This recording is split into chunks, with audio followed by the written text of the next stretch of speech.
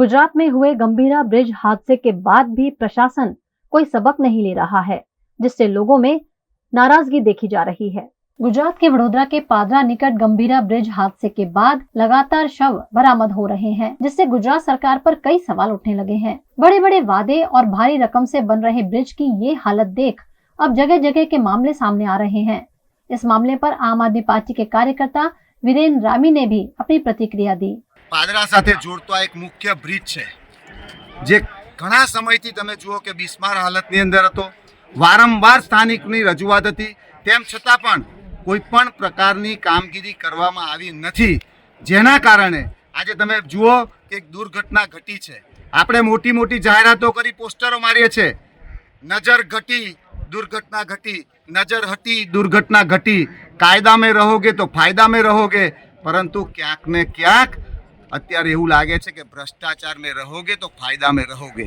तमे जोई शको छो के अहींया जे प्रकारे दुर्घटना घटी छे, 4 जेटला मृतदेहोने अत्यारे लगभग बहार काढवामां आवे छे जाणीए छे, परंतु क्यांक ने क्यांक हवे आ सरकार ए मृतदेहोने जाहेर करशे। काले जाहेरात थशे કે મૃતકોના પરિવારોને 4-4 લાખ રૂપિયા જેટલી સહાય આપવામાં આવશે, 5-5 લાખ જેટલી સહાય આપવામાં આવશે।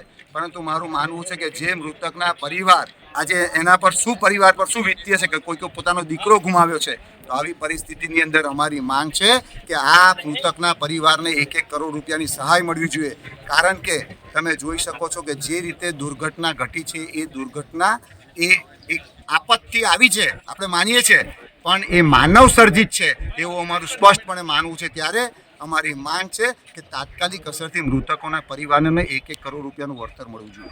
अब सावली और डेसर तालुका को जोड़ने वाले 60 साल पुराने 2 पुलों मेशरी नदी और करण नदी पर पुराने जर्जर ढांचे पर ही नया पुल निर्माण किया जा रहा है। स्थानीय लोगों में इसको लेकर भारी नाराजगी है और वे इसे एक और बड़ी दुर्घटना की चेतावनी मान रहे हैं। आ सावली અને ઉદલપુર ને જોડતો આ એક બ્રિજ છે, એ મહત્વનો બ્રિજ છે જે સિહોરા સ્ટેટ ને જોડતો બ્રિજ છે। હવે આ સિહોરા સ્ટેટ ના બ્રિજ ને જોડતો જે 60 વર્ષ જૂનો છે, 60-70 વર્ષ, મને સમજણમાં નથી કે આ કેટલા વર્ષ જૂનો છે આ બ્રિજ। મારા પપ્પાને કદાચ સમજણમાં હશે। હવે આ વસ્તુ આ લોકો આ નવો બ્રિજ બનાવેલો છે, બાજુમાં જ છે, હું તમને બતાવું છું, બાજુમાં જ એની અંદર બી ખાડા પડી ગયેલા છે। હવે આ એક જૂનો બ્રિજ છે, એ બી 70 વર્ષ, હમણે તમે જોયું પાદરાના ગંભીરાની અંદર 30 જ વર્ષ જૂનો બ્રિજ ખાબક્યો, 9 લોકોના મોત થયા। તો આ બ્રિજનું શું, હજારો લોકો, આજે 2000 ટ્રક આખા તાલુકાની અંદર 2000 ટ્રકો ચાલે છે રોજ। અહીંયા આગળ એક ઉદલપુર નજીક બધી ક્વોરીઓ દુનિયાની આવેલી છે। હવે એ ક્વોરીઓની અંદરથી સાવલી જાય, વડોદરા જતી હોય, ગમે તે જતી હોય, હવે રોજની 2000 ટ્રકો ચાલતી હોય છે। તો એ 2000 ટ્રકો જો ચાલતી હોય, રોજના અહીંના 2000-3000 માણસો રોજ નોકરી જતા હોય, પ્રતાપપુરા, જૂના સિહોરા, નવા સિહોરા, ગોરસન, પીપળિયા, દુનિયાના લોકો નોકરી અહીંયા આગળ મંજુ શર્મા જતા હોય, એમના આગળ પાછળ કમાવા વાળું કોઈ હોતું નહીં, ખાલી એકલા જ કમાવા વાળા હોય। તો પાછળના કમાવાળા અહીંયા આગળ આ બ્રિજ તૂટ્યો મરી ગયા, તો એમને આગળ પાછળનું કોણ? આ જે ઉમેટાનો હમણાં જે બ્રિજ તૂટ્યો, એ જ આ બ્રિજ ફરી તૂટે, ફરી આવે બનાવ બને અને લોકોની હાનિ થાય, કોઈને પરિવાર મરે એની રાહ જોઈ રહ્યા છે। જો નવા બ્રિજનો જો આ તૂટી ગયા, હળિયા નીકળી જાય, તો આ 60 વર્ષ પહેલો બનેલો બ્રિજ છે, તો એ ટકશે ખરો?